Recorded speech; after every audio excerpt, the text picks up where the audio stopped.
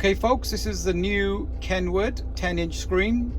We've just had them in last week. This is one of our first ones. Absolutely love the new pitch and roll display. So you've got uphill, downhill, you've got a compass.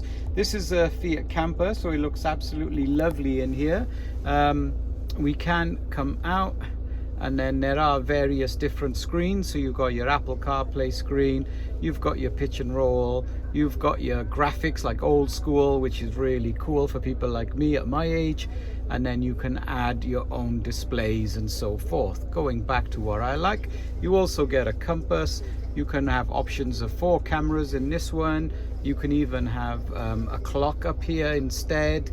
I think this is the camera. There we are, so you can drive around like that. We can then click music. Got this, got the new Apple display. Back here, back across, so smooth, no lag, absolutely fast. Faster than my fingers, what can I say? Something like this interests you, give us a shout. This is Android and Apple, so it's not a problem. There's also a Syngic app available, so if you're a camper and you've got a high top, etc., just pay us 100 odd quid and we can add that to the system at any time. So that's something that's pretty cool. We are really impressed with this unit, so what more can we say? Just trying to find home. There we are. Then you've got home. You still got DAB, wireless mirroring, HDMI for your Fire Sticks, and again, amazing audio on this unit. It is an SQ unit.